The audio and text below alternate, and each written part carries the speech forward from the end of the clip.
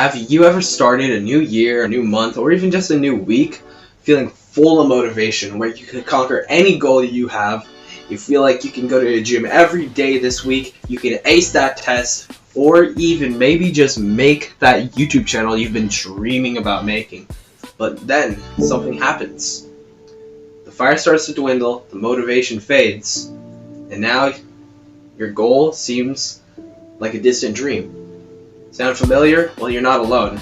Today, I'm going to be talking about how to end up keeping our motivation alive to reach our goals with a plan and action.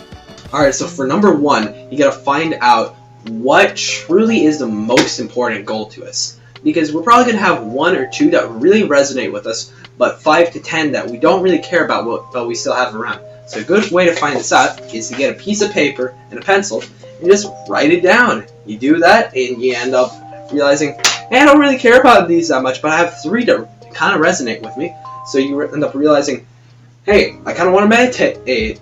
Hey, I actually would like being an A student, but I really like the idea of sleeping well and like getting a good 9 hours of sleep and being able to like grow and function well. And then you go, I don't really care about meditation that much because it's just a little bit too hard for me right now. Hey, I'm like A student's cool, but I don't really, care about school that much, and B plus ain't bad. And you're like, hey, I really like this idea of like becoming a 9-hour a day in sleep person. I like the idea of not feeling bad all the time, and I love the idea of always feeling good. So you end up like putting into research, and you end up implementing step 2. For number 2, we are going to be making a system to end up actually, putting this plan in action. So for the system, the first thing we have to do is to make it as easy as possible for us to end up getting through it. Because you're going to be going from a very, very big change. Because when you start off, you have all this motivation, which motivation is awesome. You always love motivation. But when you start to go through this change to discipline. Discipline is quite hard to do because it's doing something when you don't want to. So, because of this, we can end up actually making it so easy that it genuinely feels like really beneath us. Like just doing one push-up, even a girl push-up. Because you could do basically 100 push-ups in a day if you are motivated for it. But if you're not motivated for it and you're not that disciplined, and you still have to build it, you're not gonna do it because you're not motivated. So we're gonna over time build it discipline with this. The second thing is to have a good cue, because for you to end up actually doing something, usually you're gonna need something that's like, oh, okay, like let's say as an example, hey, I just ate, my brother just took the plates to the sink, time to do the dishes. Well, you're not going to forget to do the dishes because you just seen something happen. That's your cue. For me, to work out, my cue is my bed, because it is what I make my bed right in the morning when I work out. Because of this, I end up making my bed and I'm like, alright, it's time to work out. So I can't forget this. So it's really important for you to end up actually putting in a good cue. For part 3, we're actually going to be choosing a good time, because if you end up choosing a bad time, no matter how motivated you are or disciplined you are, you might not be able to do it. So, for example, my working out, I do it in the morning because it's before everybody else wakes up, and I feel pumped up because I've just made my bed, and I can easily just go into that room without any interruption, so nobody goes and asks me, hey Brandon, can you go feed the chickens? And because of this, I'm also able to get it done with more focus because nobody else is distracting me. Now let's say I were to do this in the afternoon, in the evening, there's a chance maybe I have homework, maybe I have work, or maybe I just keep on being asked stuff. I'm not going to be able to actually get this thing done because I can't focus on it. So choose a good time so you can end up focusing on it. And for the fourth part, choose a good visual. Something like put on the background of your phone or background on like your browser.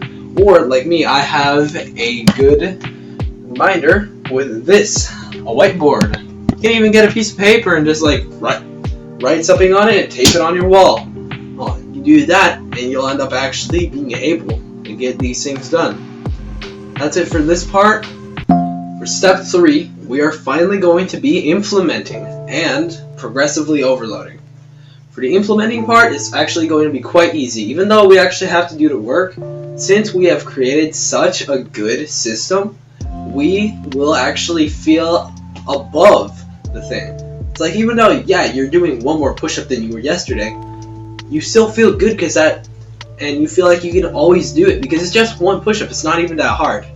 And you're going to be able to, get in just such it's going to be, at the start, it's going to be a low amount of progress, but because of how you're actually doing it, you're reinforcing it into your mind that, hey, I am doing this to get closer to the goal. And then, for progressive overloading, the cool thing is that you can go from that one push-up to 2 push-ups next week, every day. And by the end of the year, you'll be doing 52 push-ups a day. Now, let's say you're fat and you're trying to, lose some weight.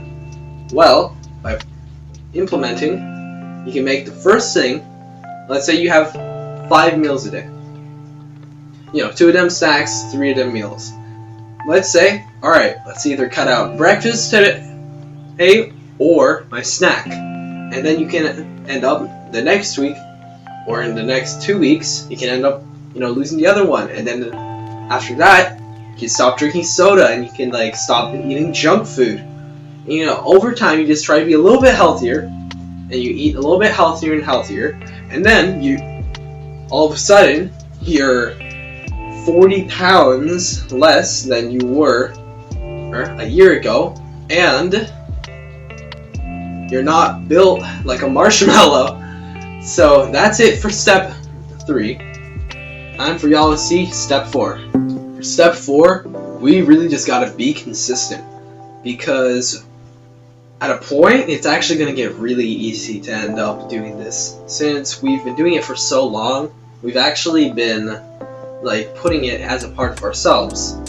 If it's for you losing weight, you're actually going to have a little bit of an easier time now, since your discipline's built up to, say no to that cosmic brownie, no to that sugary soda, even a diet soda. You feel better than that. You feel like, I'm only going to drink water from now on, or coffee, and you end up genuinely just staying consistent.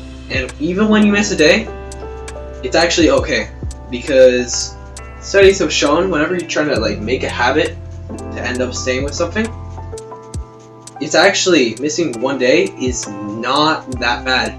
Missing 2 days is a very bad thing, since that's the equivalent of not doing it for a whole week. So all you gotta do is just stay away from doing it for more than a day. So do it every day, and honestly, you're not even gonna think about it, because for going to my workout room, I do this every day now. I don't even think about it. I just go, okay, done that. Let's get over there. Come on, let's do this. It's just something that I do now, and I think that y'all are gonna realize this over time. Number 5, it's basically a congratulations, because you've been able to hold it into your lifestyle for so long that you're about to hit your goal. Now there's just one question. Are you going to actually keep this system into your life? Because if you do this, you'll be able to have a much better life. Your quality will go up. Even other parts that you don't expect will go up. And this is just a question for you, because if you end up dropping it, alright, you'll lose all the benefits. If you keep it, you'll gain everything. Now that you've accomplished this goal, or you're right about to, you're going to have to end up looking in if you want to just stop it all, or if you want to end up actually gaining more. Because from here, you've already accomplished something very good. No matter what it is, you've accomplished it. And now you should end up looking into things that are in this subject, in this field, that you're basically in a good intermediate to master level at, that you can actually end up like doing now. Like that idea of sleep, a really good thing to end up adding right before you sleep is actually meditation. I do it every night. If you want to end up getting better at working out, maybe make yourself a new cue, like making your bed to go work out. That's all for this video, guys. I'm very grateful that y'all watched to the end of this. If you want to end up joining me on your self-improvement journey, I have a link in the description to my self-improvement coaching. It's on Fiverr, you know, that website. And if you want to end up making $3,000 a month, I'd say check out Adonis School. It's an awesome place by a great man named Hamza. That guy changed my life over a year ago. And if you want to end up watching another video, I'm going to be putting the latest one right here. If you want to check out the channel, right here. Alright, see y'all. Remember, fight against modernity. Embrace nature.